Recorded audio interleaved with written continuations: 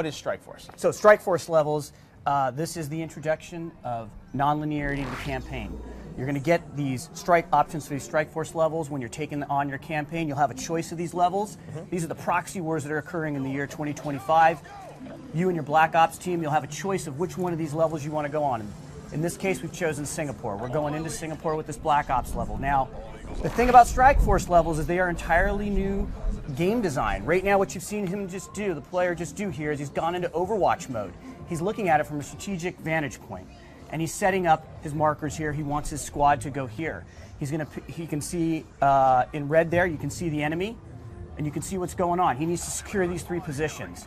So he's getting a lay of the land, he's going to set it up, and then at will, he can move into and play any one of these. Choice, right? So it's like how you can play this level the way you want to play. It's a sandbox level. You can take over the objectives in whatever way you want, in any order that you want. And you can play, you can lose. And you can level, lose. Right? And you can lose. So so obviously in a Call of Duty game, you need to win, right?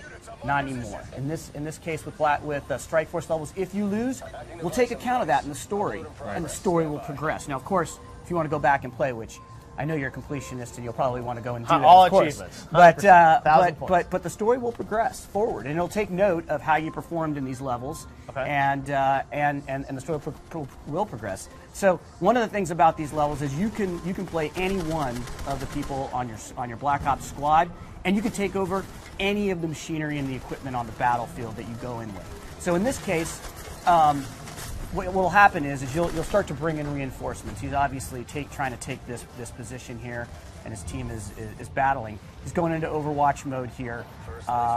He's about to get some new units that are dropped in that he can take over and play with. Wow. Now these Strike Force missions, are they optional? Do you have to play them? How does it work? Yeah, so you will have to play them. However, you will have a choice about which one of these you want to play, and like I said, they will progress based on whether you succeed or fail. Some of them you may not experience, depending upon how you perform. And these are certain kind of throughout the campaign, you'll have different Strike Force moments or missions that connect to the story. You got it. That's exactly it. And so it's unique in both structure, but also in gameplay. And right here, he's taken over. He's taken over one of the drones here, and he can either fire the rockets or he can fire his other heavy caliber weapons. He's rolling right now. This is a very powerful weapon. Clearly, he's driving, right? It's a different game mechanic altogether, so you're both driving and you're fighting here. Right. The other side has some of their own drones as well. That's a cognitive land assault weapon. That's a very heavy piece of machinery. You have access to that on your side as well in this particular level. So it's amazing that you guys have all these levels that you've sort of inserted throughout the campaign. Now, this one is obviously set in Singapore, and you're going to have them kind of all around the world? They will be in, so without giving up the entire fiction, but there's going to be various areas, geographic locations in the world where these hotspots are occurring in this, like I said, in this year 2025. Right. And the head of JSOC is going to come to you and he's going to lay it all out and he's going to say, this is what's going on, this is what's going on, this is what's going on. Where do you want to go? Make a choice. Make a choice. You'll make a choice, and then the fiction will progress, and it'll take account of your choice. Interesting. All right, so we'll grant a couple times, and you'll get to see. You can really play through this game multiple times. There's a lot of replayability here because of the Strike Force missions. Yeah, no, absolutely. So replayability, not only with the levels, but inside the levels. So right now, the way he's playing this, he's now taken over a quad.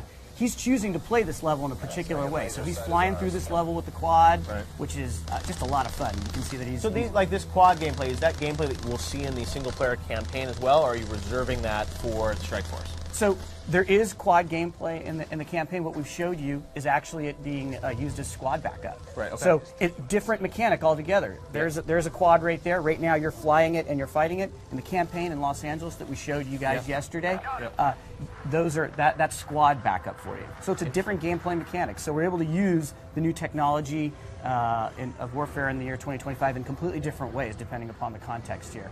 All right, Marco, I think we're going to have to leave it there. That is Strike Force, though. You got so much coming for Call of Duty Black Ops 2 Strike Force. We saw a campaign yesterday, multiplayer this summer as well, right? Absolutely, and don't forget zombies, Jeff.